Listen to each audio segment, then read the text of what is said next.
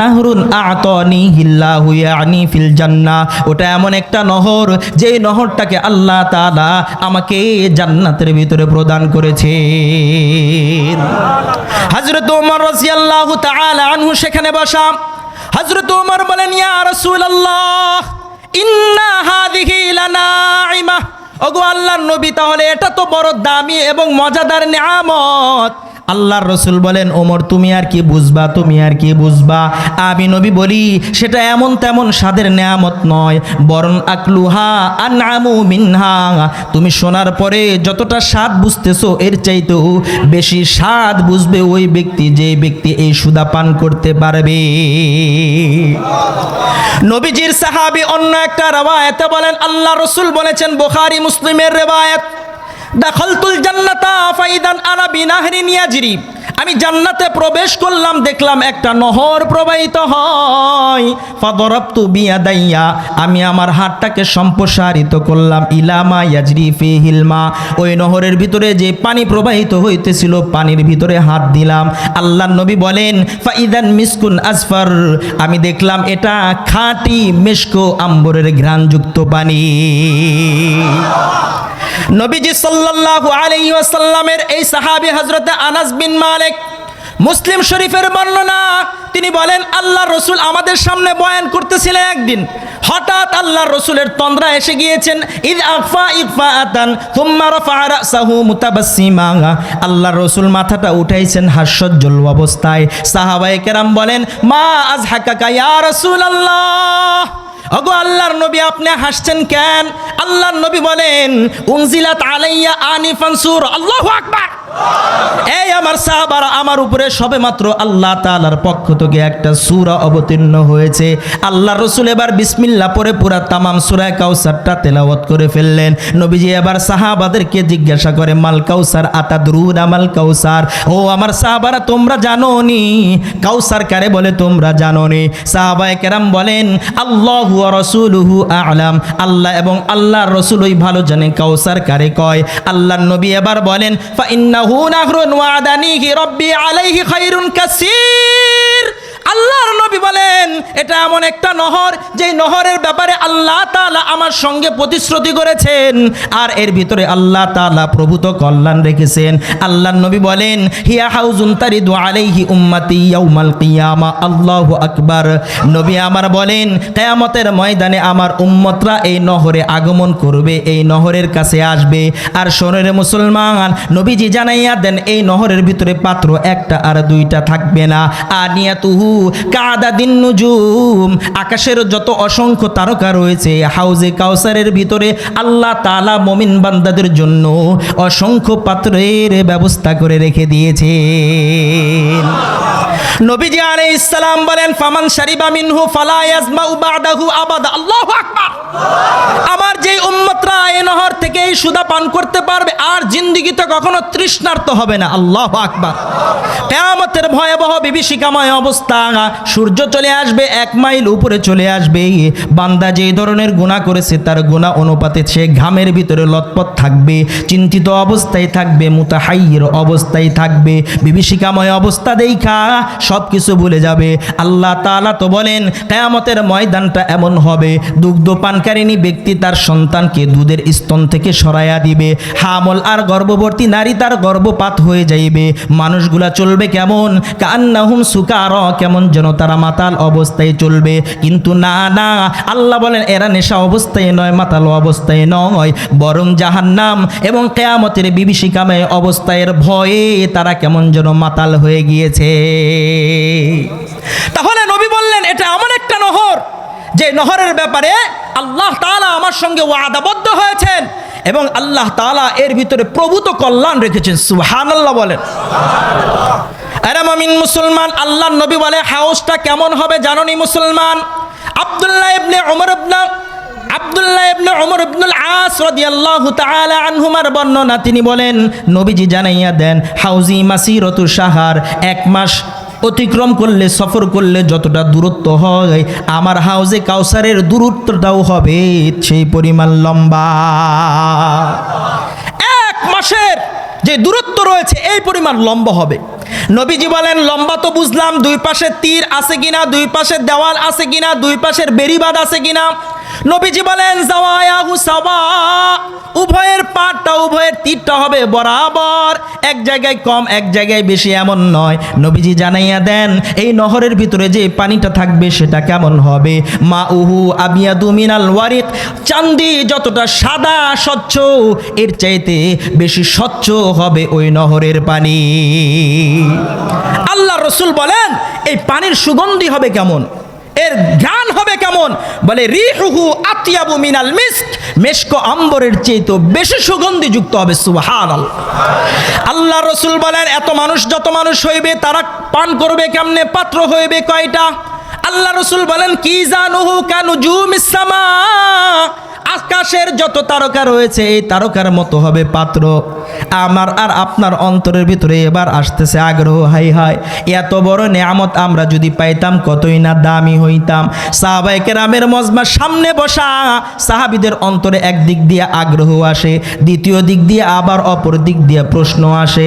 যত নবী রয়েছে সকল নবীদের উম্মতরা কিয়ামতের ময়দানে একসঙ্গে থাকবে, একটাই থাকবে, তো নবী মুহাম্মদুর রাসূলুল্লাহর উম্মতকে চিনবে কেমনে নবীজি?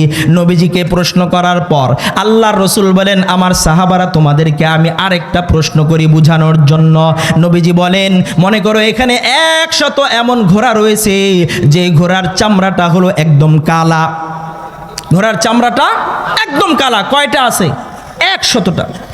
এই 100 কালা ঘোড়ার ভিতরে যদি এমন একটা ঘোড়া যে ঘোড়ার মাথার চামড়াটা সাদা, পাটাও সাদা, এই একটা ঘোড়া যদি 100 ঘোড়ার ভিতরে রাখা হয়, বলো তো দেখি ওই ঘোড়ার মালিক ওই একটা ঘোড়াকে 100 থেকে বাছাই করে চিনতে পারবে কি পারবে না? সাহাবায়ে কেরাম উত্তর দিলেন ইয়া রাসূলুল্লাহ অবশ্যই সে তার ঘোড়াটাকে চিনবে। আল্লাহ রাসূল বলেন ইন্না উম্মতি ইউদআউনা ইয়াউমাল কিয়ামাহ, আল্লাহু আকবার জোরে কইবেন। ইন্না উম্মতি ইউদআউনা ইয়াউমাল কিয়ামাতি গুররাম মুহাজ্জালিনা মিন আসারিল উদু ফামান ইসতাতাআ মিনকুম আন ইউতিলা গুররাতাহু ফাল ইয়াস্তাতি। আল্লাহর নবী বলেন কিয়ামতের ময়দানে আমার উম্মতকে এমন আর তেমন করে আনা হবে না। আমার উম্মত ভিআইপি, নবীর ভিআইপি উম্মত। সুতরাং আমার উম্মতগুলো কিয়ামতের ময়দানে তাদের অজুর স্থানগুলো জ্যোতিময় অবস্থায় তাদেরকে কিয়ামতের ময়দানে হাজির করা হবে। আর আমি রসুল তাদের জ্যোতিময় চেহারা আর কপাল দেইখা দেইখা বাইসা বাইসা বলবো আয় আয় আমি নবীর উম্মত আয়, আমার এই বরকতি হাতে সুদা পান কর আর জান্নাতে যা। আমি আর আপনি হাদিসের ভিতর থেকে বুঝলাম আমার আর আপনার দামি একটা পরিচয় উম্মতে মুহাম্মদী হওয়ার জন্য ওযু করতে হবে। ওযু বলে ওযু কিসের মাধ্যমে করতে হয়? আল্লাহ তাআলা কোরআনে হাকিমের ভিতরে জানাইয়া দেন ইযা কুমতুম ইলাস সালাতি ফাগসিলু ওযুহাকুম, বান্দা তুমি যখন নামাজের উদ্দেশ্যে বের হও তাহলে তুমি ওযু করো। তার মানে হলো অন্যান্য ইবাদতের জন্য ওযু লাগবে, তবে একটা ইবাদতের জন্য শর্ত হলো ওযু। ওই ইবাদতের নাম চিৎকার দিয়া বলেন কি? সুতরাং যে সমস্ত মুসলমানের সন্তানরা মসজিদের দ্বারেও যায় না, নামাজেও যায় না, জুমার নামাজেও যায় না, ঈদের নামাজেও যায় না, তারা তো ওযু করেই না। আর ওযু যেই বান্দা না করবে ওই বান্দার চেহারা জ্যোতিময় হবে না।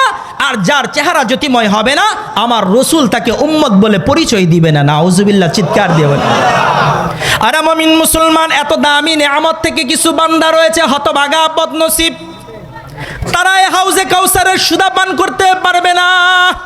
আল্লাহ রসুল বলেন এ আমার উম্মতরা আনা ফারাতুকুম, আমি অপেক্ষা করব আলাল হাউজি, হাউজে কাউসারের ওখানে তোমাদের জন্য। কাদের জন্য? তোমাদের জন্য আমি আমার হাউজে কাউসারের পাশে অপেক্ষা করব।